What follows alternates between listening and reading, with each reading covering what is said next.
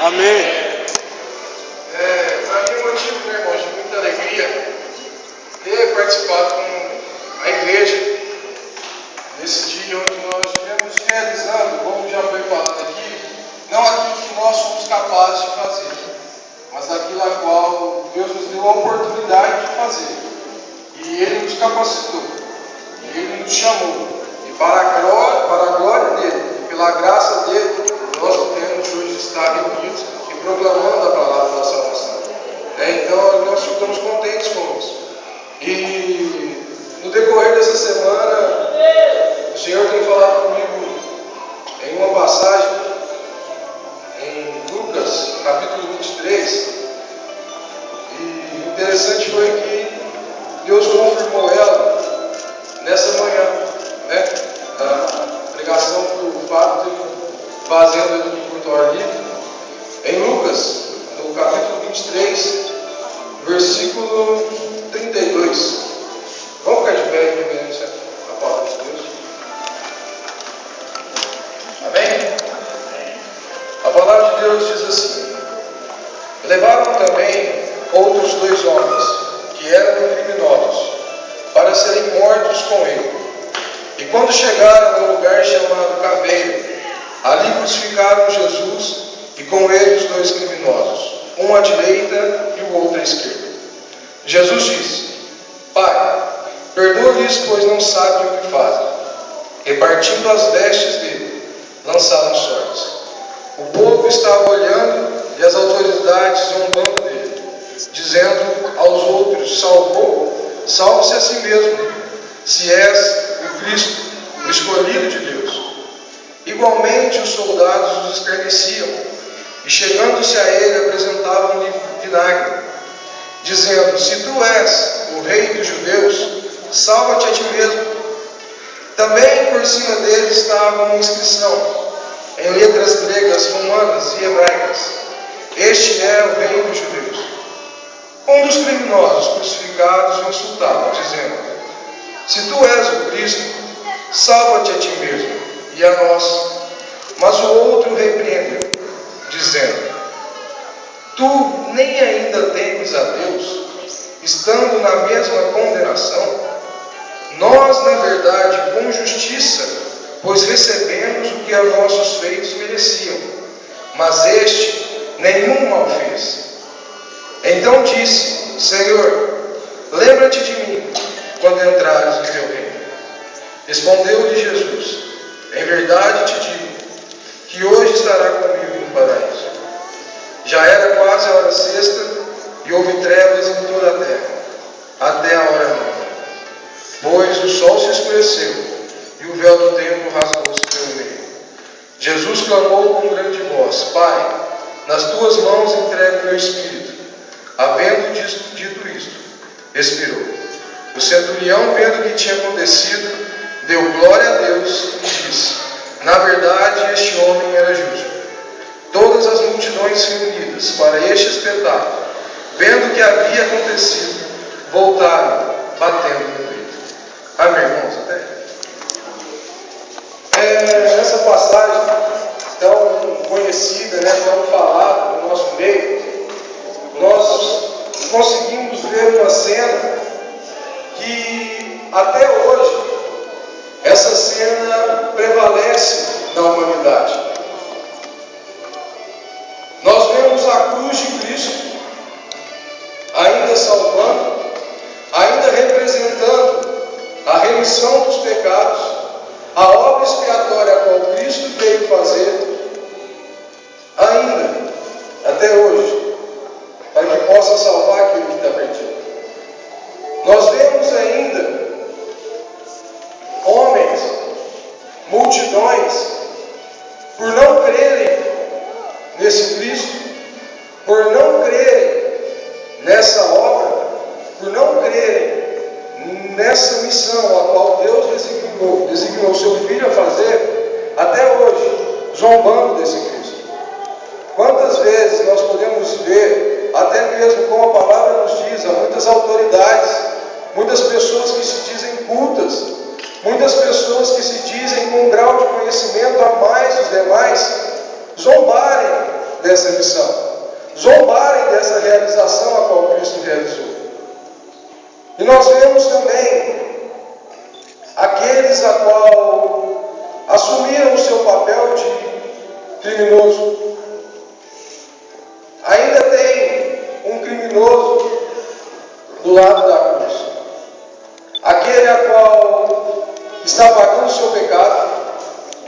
Ele reconhece a sua condição de pecador, ele sabe que o seu destino é o inferno, ele sabe que aquilo que ele realizou e aquilo que provém dele só tem a condenação. E mesmo assim ele se vira para Cristo e, se tu és Cristo, realiza algo por mim. Se tu és o Cristo, salva-te a ti e salva a mim também. Quantas pessoas nós vemos buscando um Cristo que necessita provar algo para ele, para que ele realmente acredite nesse Cristo? Até no meio de muitas organizações, no meio de muitas denominações, quantas pessoas dizem seguir esse Cristo, mas para que ela possa acreditar, para que ela possa ter uma aprovação que esse realmente é Deus, que esse realmente veio fazer algo, tem que provar realizando algo mundano, algo que venha realizar alguma visão, ou então algum desejo dele nesse mundo, para ele. Quantas pessoas tentam barganhar com Deus? Quantas pessoas barganham a sua vida com Deus? Oh, se o Senhor é o Deus de Israel, a qual eu adoro, a qual eu servo, realiza isso para mim. Prova isso para mim, isso. E nós vemos também a igreja como o criminoso de lei. Aquele que vê o Cristo na cruz e vê também para dentro de si.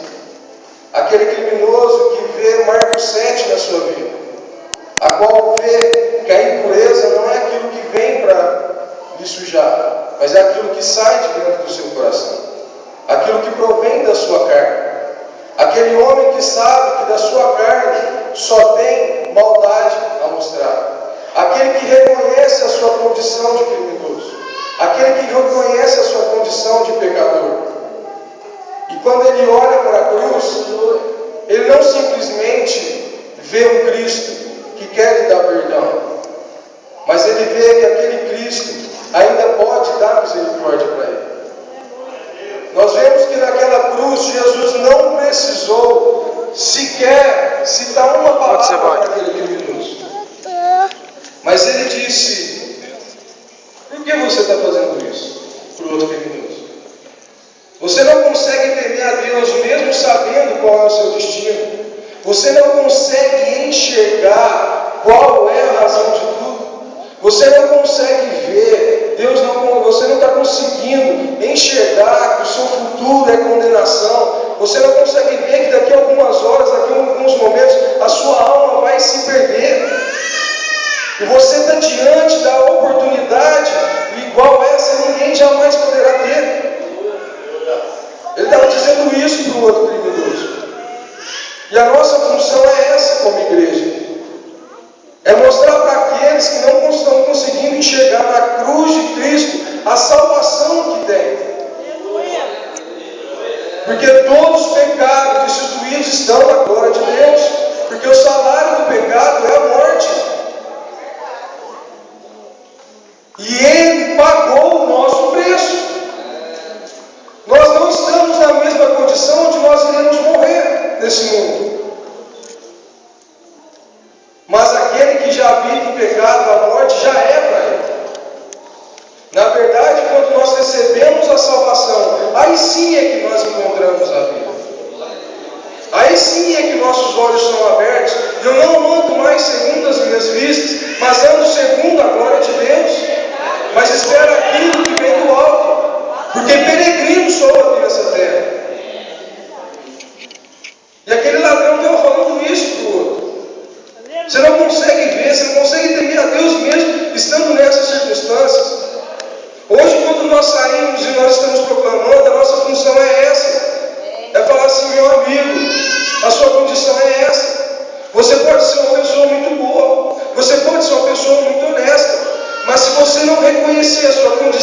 pecador, se você não reconhecer aquilo que você já tem dentro de você, você vai para o inferno.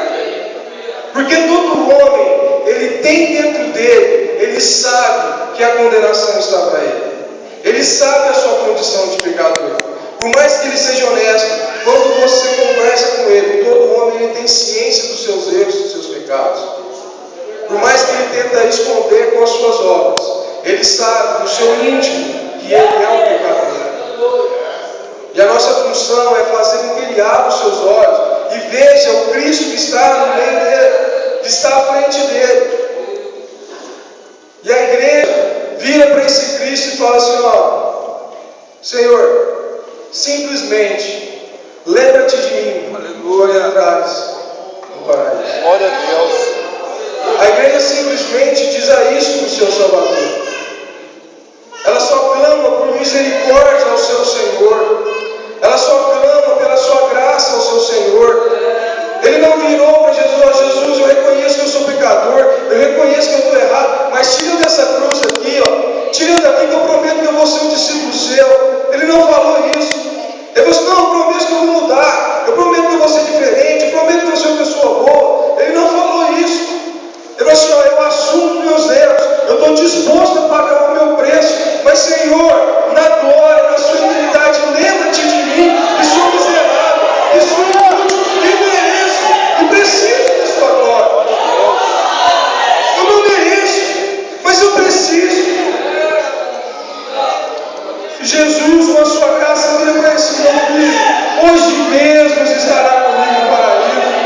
Hoje mesmo você provará daquela glória como o diabo conseguiu desfazer no início. Aquela glória onde o homem estava com Deus. Aquela glória quando o homem se relacionava com Deus. Aquela glória onde o homem tinha um relacionamento contrito com Deus.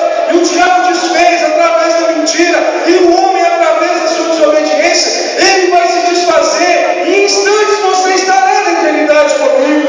Ele está falando isso para ele. E a nossa oportunidade de falar hoje nas ruas é essa. A nossa oportunidade de falar no mundo é essa. É falar: meu amigo, hoje mesmo o reino de Deus pode estar em você. Porque a palavra de Deus nos diz que no mesmo momento que nós recebemos o nosso Cristo como Senhor, Ele nos cela com o seu Espírito Santo. E esse Espírito Santo nos comprova, fala no nosso Espírito, que nós somos filhos de Deus. Não essa glória. A glória não tem. A qual o dinheiro não paga, a qual a posição social não paga, a qual os seus luxos não pagam. Deus nos dá de graça através do reconhecimento do seu amor. E é isso Ele nos deu, e é isso Ele nos prometeu, simplesmente através do seu reconhecimento. Mas para isso é necessário abrir os olhos para a verdade. Se isso não acontecer, não tem como. Deus, dentro de toda a sua grandeza, Ele te dá a liberdade de escolha. Ele nos dá a liberdade de eu decidir o que irei fazer. E para isso é necessário eu analisar o meu coração. É necessário eu analisar a minha posição. Lá em Efésios 1, vamos abrir a palavra. Efésios 1.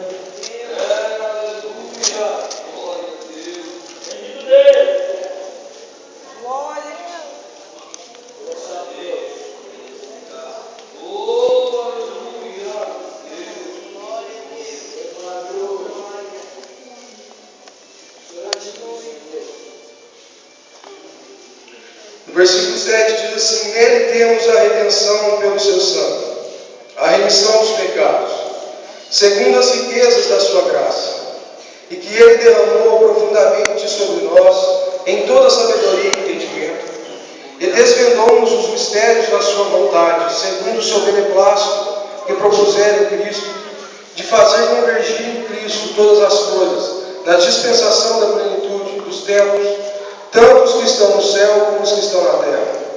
Nele digo, em quem também fomos feitos herança, havendo sido predestinados conforme o propósito daquele que faz todas as coisas, segundo o conselho da sua vontade, a fim de sermos para louvor da sua glória. Nós, os que de antemão esperávamos em Cristo, é também nele que vós estáis. Depois que ouvistes a palavra da verdade, o evangelho da vossa salvação, tendo nele crido, fostes selados com o Espírito Santo da promessa, o qual é o penhor da nossa herança, para a redenção da propriedade de Deus, em louvor da sua glória. Paulo vem nos mostrar, ele vem dizer o que nós passamos a ser então. Uma vez que a igreja, uma vez que o homem olhou para a cruz de Cristo e teve os seus pecados remidos, ele passa a ter uma finalidade, ele passa a ter uma função, porque nele passou a habitar o Espírito Santo. A plenitude está exposta a ele. E Paulo nessas cartas ele vem mostrar a respeito da salvação. Ele vem falar a respeito daquilo que Deus veio fazer com o homem. Veio falar que Deus então vem dar uma nova oportunidade para o homem nos decorrer dos outros versículos. E no capítulo 2, no versículo 18, ele fala: pois por ele ambos temos acesso ao Pai, em um mesmo Espírito. Assim já não sois estrangeiros nem forasteiros, mas como cidadãos dos santos e da família de Deus, edificados sobre o fundamento dos apóstolos e dos profetas, sendo o próprio Cristo, Jesus, a principal pedra angular. Nele, todo o edifício, bem ajustado, cresce para o templo santo do Senhor. E nele também vós, juntamente sois edificados para a morada de Deus no Espírito. Por esta causa, eu, Paulo, sou prisioneiro de Cristo Jesus, por vós, os gentios. Se é que tendes ouvido a dispensação da graça de Deus, que para convosco me foi dada. Então Paulo chega a ser algo até que engraçado, porque nele ele está enxergando ali a liberdade que Deus lhe dá. Ele está mostrando, ele está expondo que agora ele tem liberdade em Cristo. Ele está expondo que agora os grilhões do inferno foi desfeito. Ele está falando agora que ele está livre, que ele foi encontrado com a verdade, mas em vez de ele tomar uma condição de liberdade, ele se põe na condição de prisioneiro. Ele se põe na condição de servo. Ele se prende, ele se aprisiona a Cristo Jesus.